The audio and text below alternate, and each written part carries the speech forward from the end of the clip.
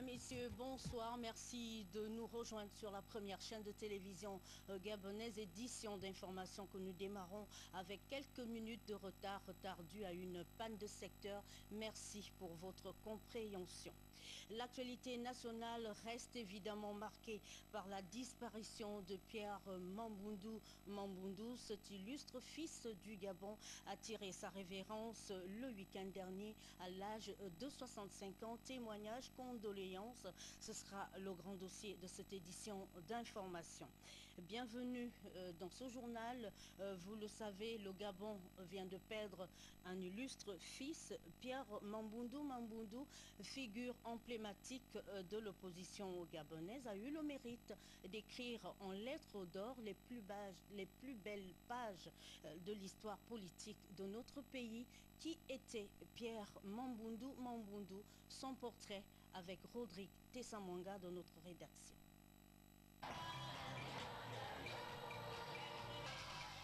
Né le 6 novembre 1946 à Mouila, au sud du Gabon, Pierre Mamboundou n'est plus. Il est décédé le samedi dernier à sa résidence privée d'Ozongué à l'âge de 65 ans. À Libreville, comme un peu partout au Gabon, la nouvelle a choqué. Vraiment, ça nous touche beaucoup parce que c'est une grande tête de la République et un grand homme politique qui a vraiment, dirais-je, combattu, lutté pour un changement dans ce pays. Moi, j'aimais bien l'écouter parler. Il est parti, c'est regrettable. Mais... Né d'une famille modeste, dont un père commerçant, Pierre Mamboundou était l'aîné d'une fratrie de 7 enfants. Après avoir effectué ses études primaires à l'école communale A de Mouila, les études secondaires au collège catholique Val-Maré et au collège Bessieux, puis au lycée Léon-Bas où il obtiendra son baccalauréat scientifique. Il intègre ensuite l'université de Perpignan en France, d'où il ressort ingénieur des travaux en télécommunications. Les Gabonais l'ont bien connu. C'est une perte pour les partisans du changement, pour la démocratie et pour tout le monde, pour le peuple gabonais, et une pensée pieuse pour lui. L'opposition doit se réunir pour l'accompagner et pour travailler dans le sens de ce qu'il a voulu. Une perte aussi pour l'UPG et c'est vraiment quelque chose de difficile que le pays va vivre. Marié et père de 5 enfants, le fils d'Ondende devient par la suite fonctionnaire international à l'Agence de coopération culturelle et technique ACCT, ancêtre de l'OIF. Il y occupera la fonction de chef de projet de 1979 à 1988.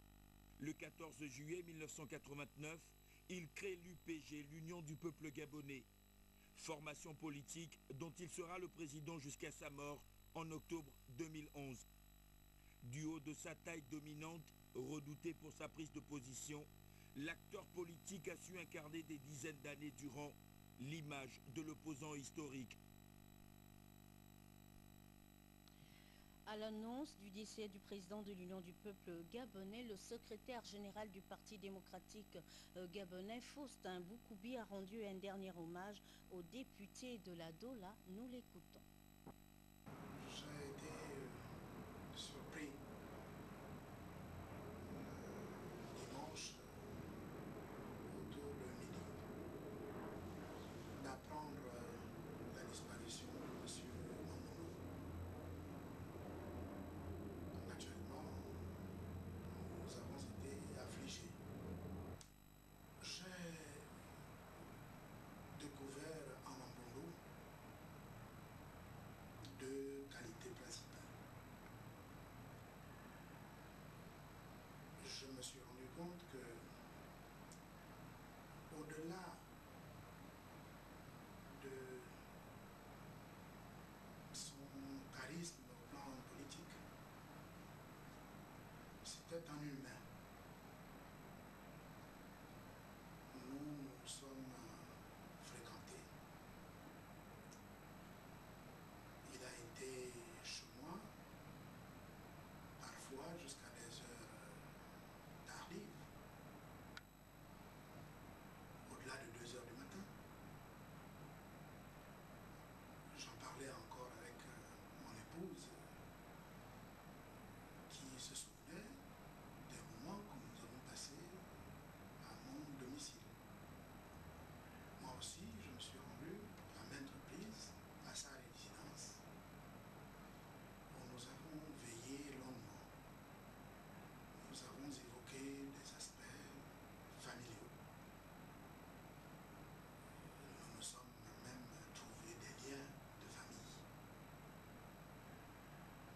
Monsieur Mambundu a longuement eu des discussions politiques également avec moi. Et sur ce plan, j'ai retenu la force de conviction de la personne qui lui-même était attaché à un certain nombre de valeurs, valeurs républicaines, valeurs de la démocratie, valeurs sociales. Il faut dire que M. Mambundu, comme il l'a déclaré lui-même, était devenu un partenaire du Parti démocratique gabonais. Je n'ai jamais voulu évoquer cet aspect-là parce que j'attendais l'aboutissement formel de nos accords avant de les rendre publics. Mais même si formellement nous n'étions pas encore arrivés au terme de nos discussions, mais dans les faits, M. Mambundu était devenu un partenaire pour nous. M. Mambundu était un interlocuteur crédible, un interlocuteur de poids, d'autant plus qu'il était l'un des rares leaders politiques à être un vrai opposant. Car, comme vous le savez, beaucoup de ceux qui s'agitent aujourd'hui dans l'opposition ont été des hiérarques du Parti démocratique gabonais, ont des décennies durant géré le pays. Ce qui fait que, et on se le disait avec M. Mambundu, Dieu ait son âme, si on devait parler d'alternance, on ne pouvait pas le dire s'agissant de ces compatriotes-là qui ont gouverné des décennies durant. Par contre, M. Mambundu était un vrai opposant. Nous perdons là donc un interlocuteur qui n'agissait pas comme un opposant classique tel que nous les voyons. C'est un opposant qui savait objectivement relever les aspects positifs du pouvoir, qui savait féliciter lorsque on le méritait et qui n'hésitait pas, puisqu'il n'avait pas la langue dans sa poche, à critiquer bruyamment ce qu'il jugeait négatif.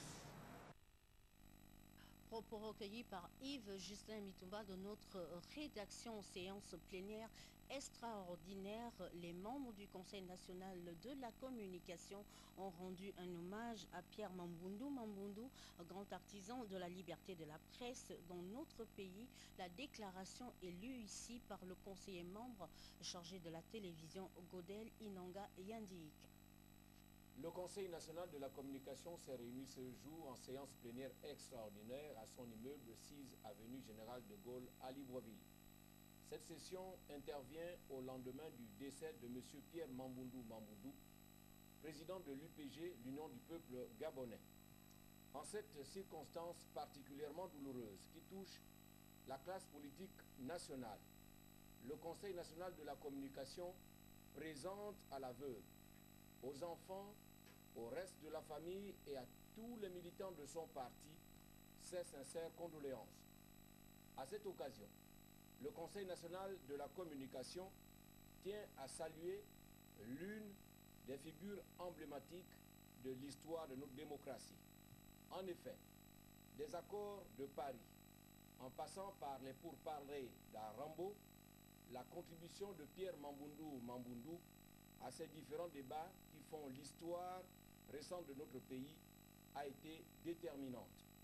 C'est dire l'importance du rôle qu'il a joué dans l'animation du débat politique national dont le Conseil national de la communication est l'un des régulateurs.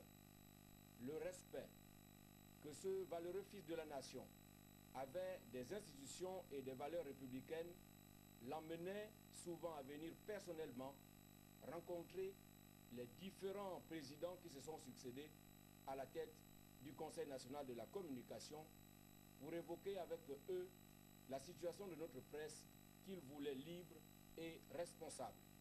C'est en souvenir de l'action de cet homme politique en faveur de la liberté de la presse et en considération des recours gracieux qui lui ont été soumis par certains éditeurs sanctionnés que le Conseil national de la communication décide de suspendre les mesures d'interdiction provisoire de paraître qu'il a prononcées vendredi 14 octobre 2011 contre les journaux Nzombolo, La Griffe, La Voix du Peuple, La Une et Le Scribouillard. Cette mesure d'indulgence, prise dans un contexte de deuil national qui doit amener l'ensemble des médias à rendre un hommage mérité à l'illustre disparu, n'entame en rien la détermination du Conseil national de la communication à ne plus tolérer certains errements et autres dérapages de nature à mettre en péril l'unité nationale et la cohésion sociale. Ont siégé Jean Ovono Seno, président, Jean-Claude Boulanga, vice-président, François Duchâteau Efemba, conseiller membre, Jean-Baptiste Obam Eman, conseiller membre, Godel Inanga Yendika, conseiller membre, Fidèle Echenda, conseiller membre, Pepe Mongokoti, conseiller membre, fait à Libreville le 17 octobre 2011, le président Jean Ovono Seno. Une autre réaction, celle de l'ancien Premier ministre gabonais, Casimir Oyemba. Nous l'écoutons.